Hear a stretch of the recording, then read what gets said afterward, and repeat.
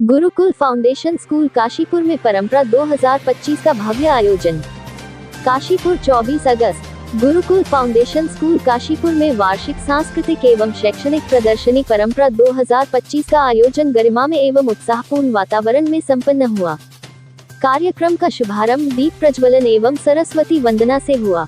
मुख्य अतिथि श्री दीपक बाली, मेयर नगर निगम काशीपुर ने प्रदर्शनी का उद्घाटन किया और विद्यार्थियों को प्रेरणादायी आशीर्वचन दिए। इस अवसर पर विद्यार्थियों ने विज्ञान, प्रौद्योगिकी एवं नवाचार से जुड़े अद्वितीय मॉडल प्रस्तुत किए। विद्यार्थियों ने टेस्ला कॉइल, ध्वनि निरोधक तकनीक, जीपीएस युक्त सुरक्षा हेलमेट तथा ड्रोन आधारित आपदा राहत प्रोजेक्ट प्रदर्शित किए। बच्चों द्वारा कृत्रिम बुद्धिमत्ता, अंतरिक्ष पर्यटन और चालक रहित कार जैसे आकर्षक मॉडल प्रस्तुत किए गए। Nano technology, robotics, green chemistry, cloud kitchen, crypto mining तथा पुरस्कार विजेता स्टेम्प्लीफाई प्रोजेक्ट प्रदर्शित कर दर्शकों की सराहना प्राप्त की। शैक्षणिक प्रदर्शनी के साथ सांस्कृतिक मंच पर भी विद्यार्थियों ने शास्त्रीय नृत्य, लोक नृत्य, समूह गान और नाट्य मंचन के माध्यम से मनमोहक प्रस्तुतियां दी। इन विविध गतिविधियों ने दर्शकों को मंत्रमुग्ध कर दिया। मेयर श्री दीपक बाली ने विद्यार्थियों की प्रतिभा की प्रशंसा करते हुए कहा कि ऐसे आयोजन विद्यार्थियों को मंच प्रदान करने के साथ साथ उनमें आत्मविश्वास, नेतृत्व क्षमता और सामाजिक मूल्यों का विकास करते हैं। कार्यक्रम के अंत में विद्यार्थियों एवं अतिथियों ने मिलकर एआई आर्टिफिशियल इंटेलिजेंस उपयोग संकल्प लिया, जिसमें प्रतिज्ञा की गई कि एआई का प्रयोग केवल भलाई, प्रगति और समाज की सेवा के लिए ही किया जाएगा। समापन राष्ट्रगान के साथ हुआ। इस अवसर पर विद्यालय की चेयरपर्सन चंपा कपूर, चेयरमैन नीरज कपूर, निदेशक वसुधा कपूर, प्रधानाचार्य प्रतीक गोयल सहित शिक्षक वृंद, अभिभावक एवं गणमान्य नागरिक उपस्थित रहे। काशीपुर से सह संपादक जुगनू खान की रिपोर्ट। मैं सबसे पहले तो गुरुकुल का मैनेजमेंट उनका धन्यवाद करूंगा। वो जब जब मुझे बुलाते हैं मैं आता हूं और मैं हमेशा कुछ नया देखता हूं। तो क्या है कि एक स्कूल भी एक परंपरा पर ही आगे नहीं बढ़ रहा है, वो इनोवेशन के साथ आगे बढ़ रहा है। और परंपरा का नाम जो मैं हमेशा कहता हूं कि जो हमें मिली है पीछे से हमारी संस्कृति में, परंपरा ही एक ऐसा है जो हमेशा जीवित रह सकता है। लेकिन उसको जीवित रखने के लिए मैं गुरुकुल फाउंडेशन का भी धन्यवाद करना चाहूंगा। और आज जो एग्जीबिशन लगी है मैंने घूम कर देखा है, बहुत अच्छे अच्छे इनोवेशन बच्चों ने किए हैं। वो अभी बहुत बड़े नहीं हुए हैं वो बच्चे, 8th 7th 9th 10th इन क्लासेस के बच्चे हैं, लेकिन उसके बावजूद जो उन्होंने प्रदर्शनी में अपने मॉडल्स बनाए हैं उसके लिए मतलब मैं उनको आशीर्वाद दे सकता हूँ, आशीर्वाद दूंगा। और इसी तरीके से वो अपने जीवन में अपने लक्ष्य को प्राप्त करें, यही मैं ईश्वर से उनके लिए प्रार्थना करूंगा। रास्ते की अगर बात करें तो कब तक इसका निर्माण करेंगे? आई अक्टूबर फर्स्ट वीक में इस रास्ते का निर्माण शुरू हो जाएगा। आप जानते हैं कि जब आरटीओ ऑफिस के उद्घाटन के लिए माननीय मुख्यमंत्री श्री पुष्कर सिंह धामी जी आए थे, तभी उन्होंने वहां मंच पे से ही 2 घंटे में जियो जारी करने की घोषणा कराई थी। वो घोषणा 2 घंटे के अंदर हो गई थी। उसके बाद हमारा वर्षा ऋतु आ गया। वर्षा काल में आप जानते हैं कि सड़क निर्माण संभव नहीं था। अभी वर्षा काल समाप्त होने जा रहा है, तो सितंबर के महीने के बाद अक्टूबर आएगा, अक्टूबर में इस सड़क का काम हो जाएगा क्योंकि टेंडर हो चुका है। और जिस भी एजेंसी को मिला है वो अक्टूबर फर्स्ट वीक में इस काम को शुरू कर देंगे। लेके 12th तक के बच्चों की है। सर का मैं बहुत बहुत आभारी हूँ, मेयर सर का, कि इन्होंने समय निकाला। बट समय का थोड़ा सा कंस्ट्रेंट है, तो इसलिए ये सब जगह अभी नहीं विजिट कर पाए हर क्लासरूम में। बट अगर समय हो तो जरूर आए और एक एक क्लास में दिखा पाए। अभी खाली सीनियर सेक्शन नहीं दिखा पाए हैं। Thank you so much sir. आप लोगों का धन्यवाद देना चाहूंगी, मीडिया का, अभिभावकों का धन्यवाद दूंगी, अध्यापक अध्यापिकाओं का धन्यवाद दूंगी और अपने बच्चों का धन्यवाद दूंगी जो जिसने इस गुरुकुल को आगे लेके चल रहा है। गुरुकुल एक देश के लिए एक परंपरा बन रहा है, एक तोहफा है देश के लिए, जहां बच्चे इस देश को तोहफा देंगे। स्वामी जी कहा करते थे, Swami Vivekananda ji, 100 such men and the country will be revolutionised. उसी बात पे चलते हैं और स्वामी जी की एक और कोट को लेकर चलते हैं, country is made with football in the field rather than books in the hand of a child in a classroom।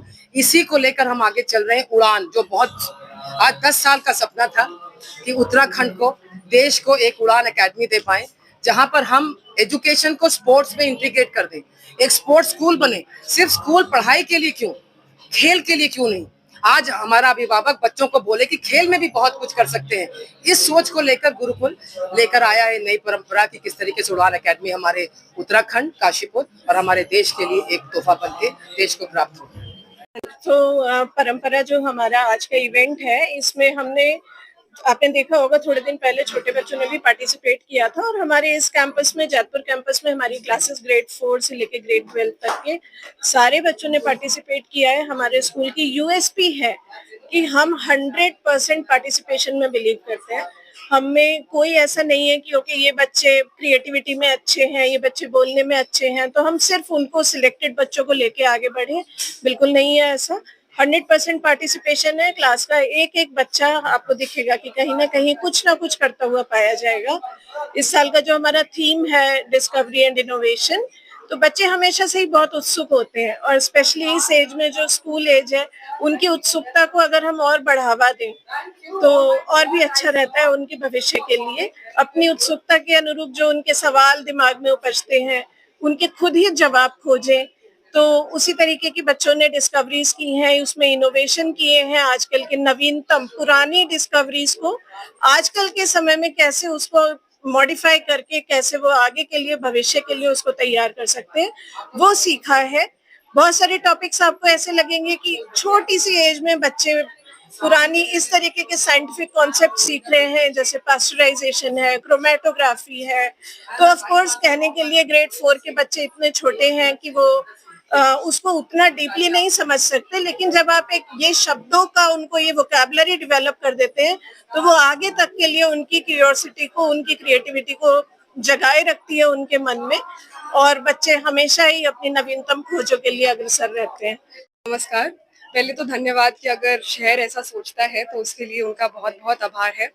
But जो तकनीकियों की आपने बात उठाई है, तो गुरुकुल सिर्फ एक विद्यालय नहीं है, वो एक टेम्पल ऑफ लर्निंग है, जैसा कि हमारा मोटो है।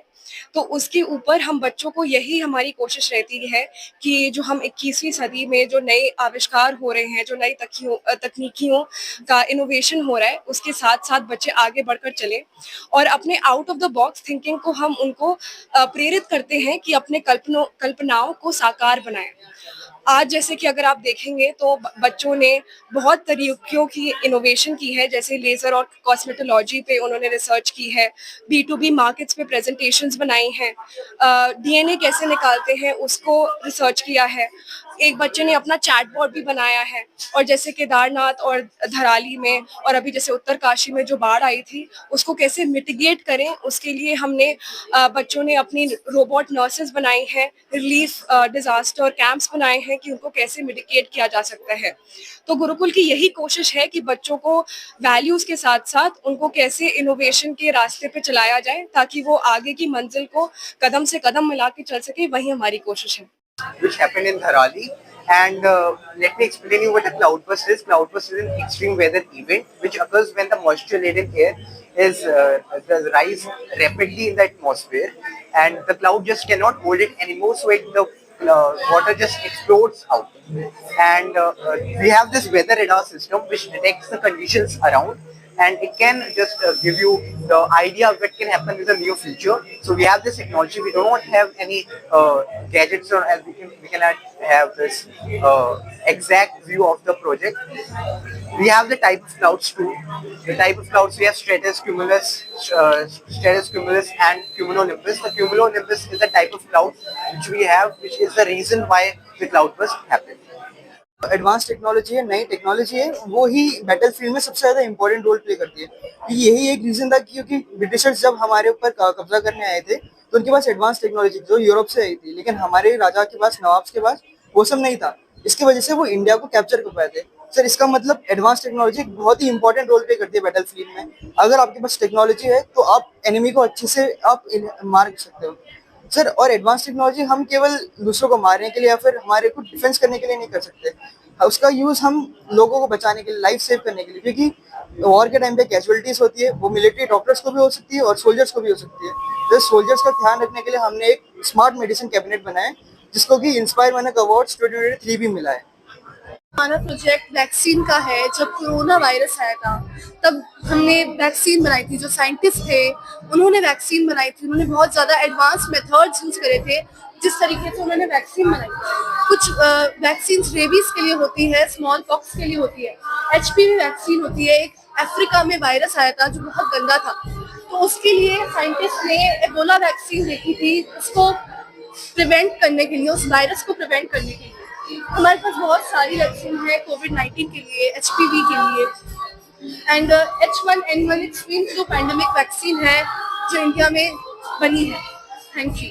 So basically it's about raising awareness since many of the people over here don't know about the DIY first aid robot. So we have symbolized our DIY first aid robot. This ambulance symbolizes that we have our robot coming out from it, and the robot can help people do many things which the humans cannot in the medical field.